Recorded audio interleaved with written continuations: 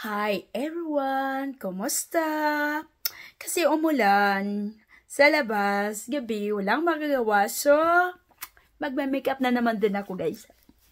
Kasi talagang nagugustuhan ko yung magme-makeup. Ewan ko ba, maraming mga tutorial dyan sa YouTube at talagang piniview ko lahat ng mga tutorial dyan dahil gusto ko talagang ma-perform ang makeup. So, ngayon, may nakikita kong isang magandang tutorial doon. I-try kong pag-follow kung makuha ko ba to. Okay? Let's go. So ngayon guys, ang unang nilalagay ko sa face ko, itong parang pinakaputi. Tapos, lalagyan ko yan ng ibang kulay. Sa ngayon, yun ang i-apply ko sa face ko. So, ipakita ko sa mamaya. Ito ang first application ko. So, yun na. Yun na ang first application ko. Yung foundation na pinakaputi. Ayun, ang ginagamit ko. Ano, makita ba sa camera yun? Ayan. Tapos, maglalagay na ako sa eyebrow ko. So, ipakita ko yan mamaya kung anong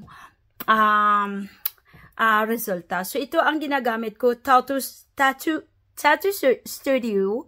Yun, waterproof yun. So, mas maganda yun sa eyebrow. So, see you! Oh, yun na. Diba? Ang kapal-kapal. Oh, naku, Diyos ko. Mukha naman itong white lady. Tingnan natin kung mag-work ba. Oh my God, ang puti na naman to. So, ang gagawin ko ngayon, nilagyan ko na ng eyebrow. So, lagyan ko yan ng illusion na parang marong ito, gamitin ko parang parang i-drawing ko nito. Ayun na, oh, diba? Gaganito lang ninyo, igaganon-ganon lang yan sa gilid after na nyo magawa yung eyebrow ninyo. Tapos, i-perfection ko pa yan mamaya. So, yun na, oh. So, ang next step, ang ginagawa ko, linagyan ko na foundation na pinaka-brown dahil ilagay mo yan dito, tsaka dito, parang magiging minsan matangos ang ilong mo. Yan ang technique nila. Tingnan ko kung mag-work ba. You know, oh my God. Ano pa kayang resulta nito? So, gagamitin ko to, i-blend ko yan lahat, i-perfect ko. Ganito ang gagamitin nyo. Ganun lang ninyo doon, ganun. Ayan. Gumamit ako ng mirror dahil hindi ko makita yung talaga lang Ayan. Gamitin lang nyo yan. Ayan. Babalik ko mamaya, ha? O, ayan na.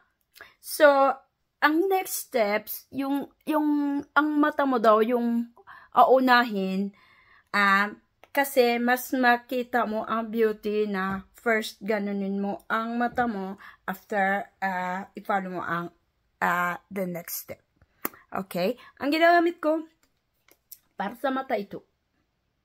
So, gusto ko itong brown na yan. I-try ko. Okay?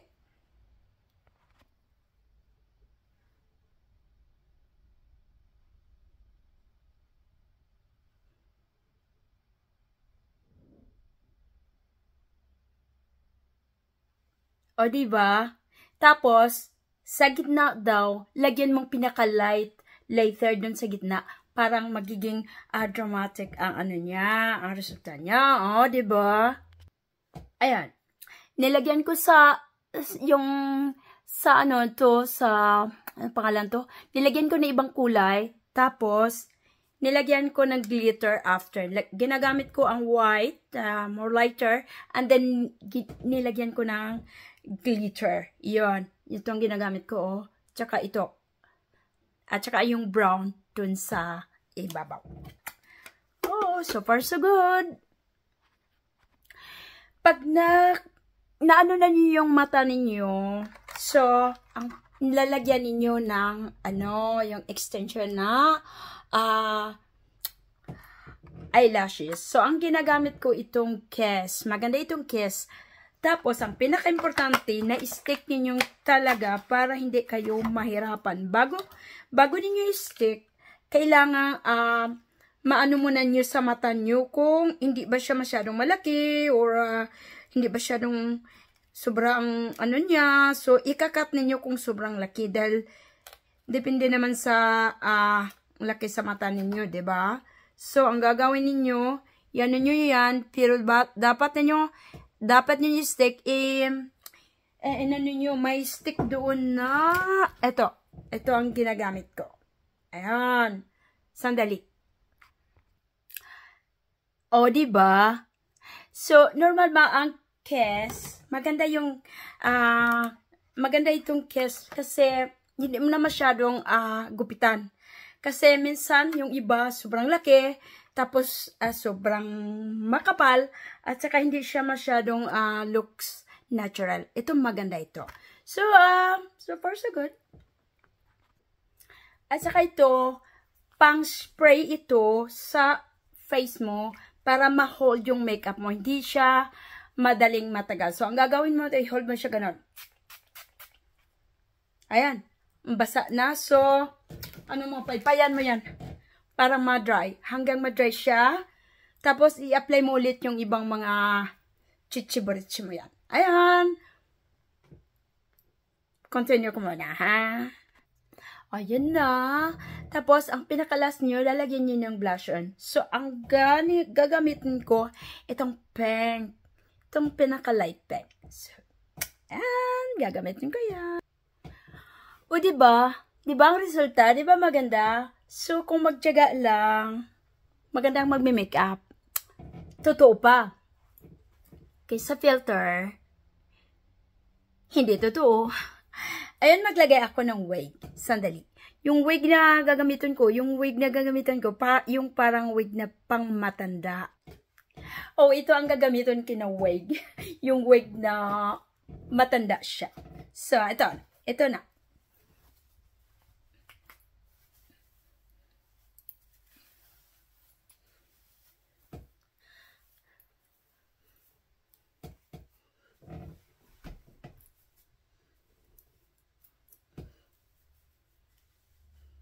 O, diba?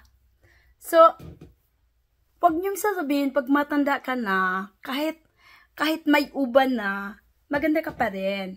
Depende kung anong style ang gagamitin niyo. Kung talaga mang ang buhok ko ay magiging ganyan na lahat, so, magme-makeup na lang kayo. Okay na naman to, diba? Yan lang.